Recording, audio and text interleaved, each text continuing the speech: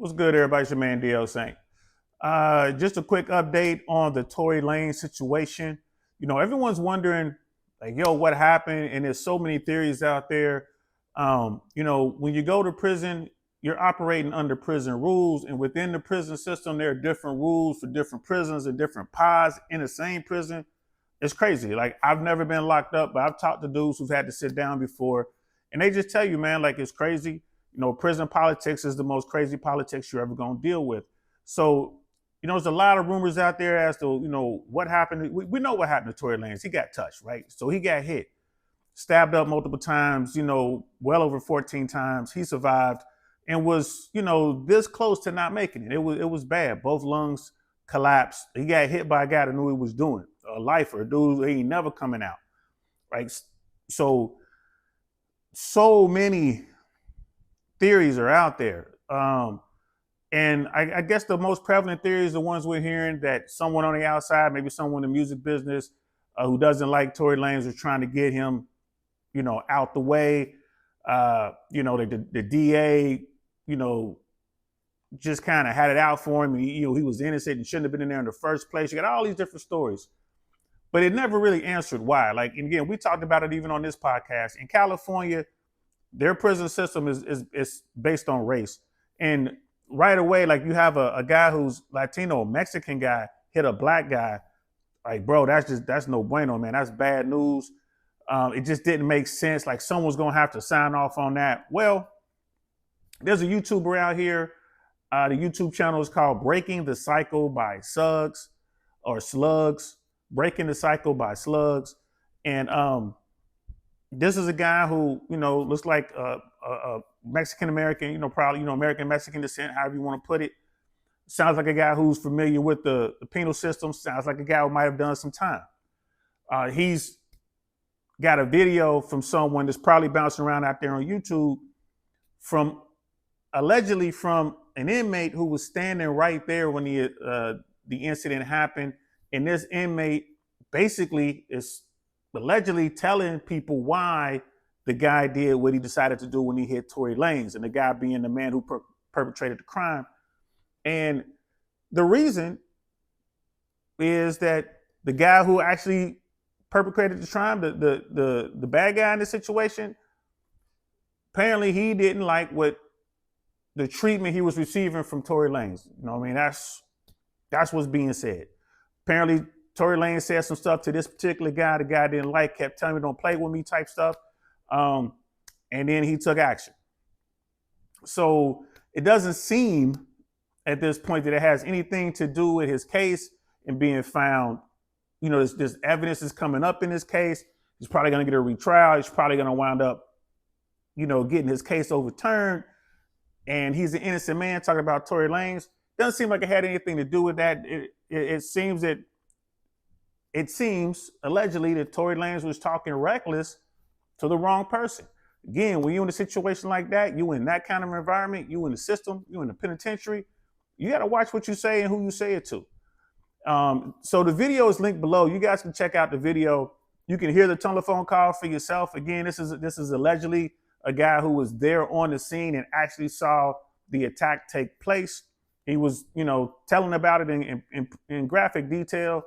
And he was also talking about how, there were black guys there when this went down, but the black guys didn't do anything.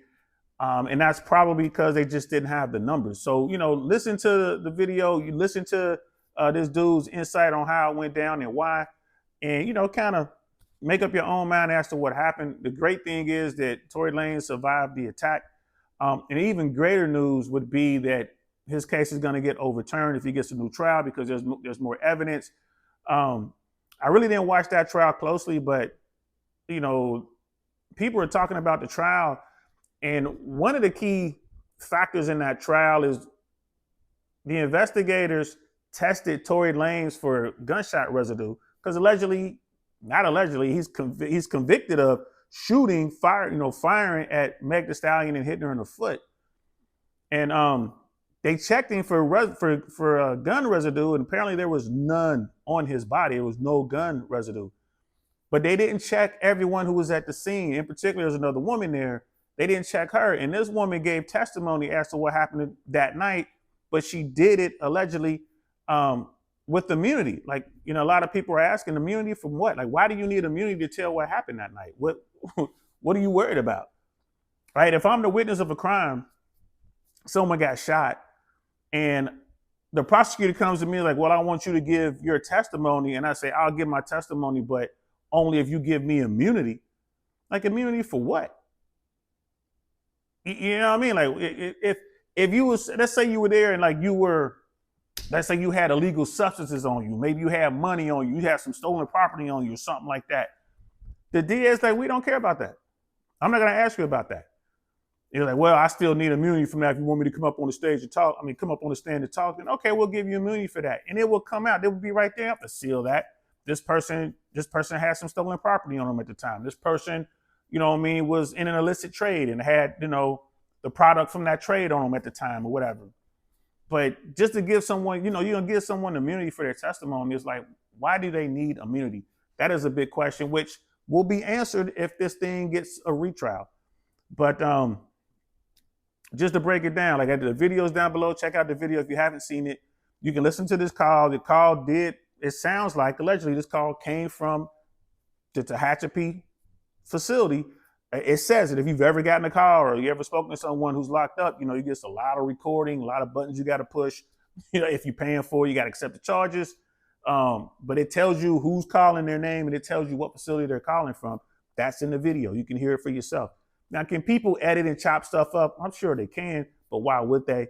And this is coming from a guy who was in that same pod within that facility. And y'all got to understand that this is where they put the undesirables, the people who have bad paperwork, so to speak, and the people that need to be protected.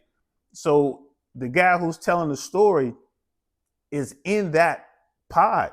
So he probably has some bad paperwork is what I'm thinking. Like, if you got good paperwork, you got to come out of there. And a lot of the people who talk about the prison stuff, they say that like if you in good standing and you in that pod, you got to do something to get out of that pod. Like, in other words, you got to hit somebody just so they'll remove you and put you back in the general population or whatever.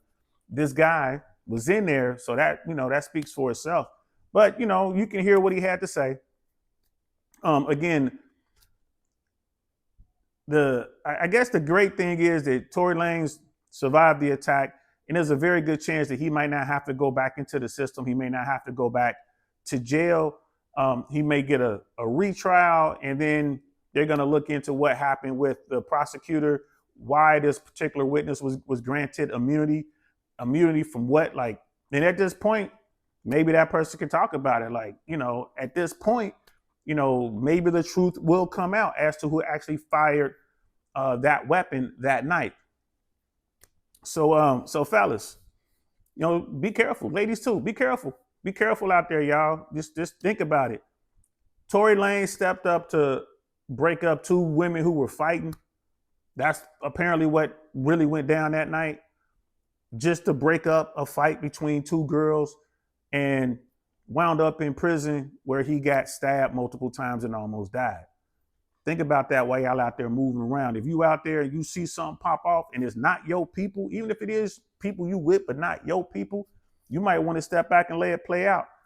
I'm out here in today's world, I see some craziness out here, y'all. I see people going at it. I sit back, find me a little bit of cover, and I'll watch. I'm not stepping in. Someone help. You help.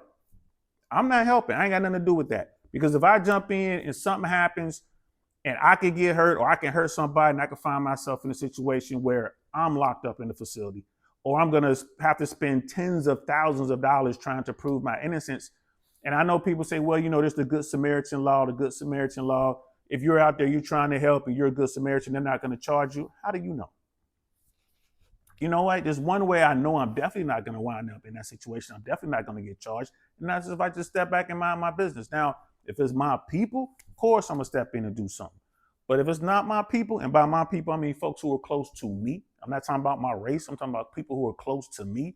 Then I'll do something. Outside of that, bro, I don't even like watching confrontations anymore. When we was little, we see a fight, we'll run up and watch the fight, and there should be all kind of drama and gunplay and everything else. Man, I ain't got time to do that. When I was 17 18, 19, 20, all the way up to about 26 years old. Yeah, we was out there watching all that. We didn't care.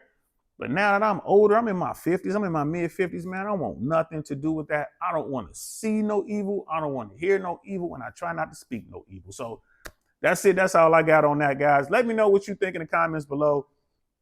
Crazy story, but like I said, at least Tory Lanez is here to tell the story. He's still with us, and looks like he's gonna, have a really good chance of getting out of prison and clearing his name.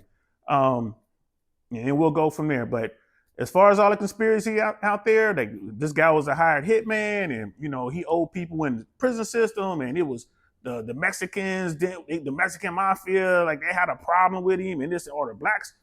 Don't seem like it was any of that. It seems like allegedly he said some things to the wrong guy, and the wrong guy tried to warn him, and Tory didn't listen, and the guy took action. That's what it looks like. So let me know what y'all think in the comments below. Have a good weekend, and I'm DL saying I'm going to talk to y'all later. Peace.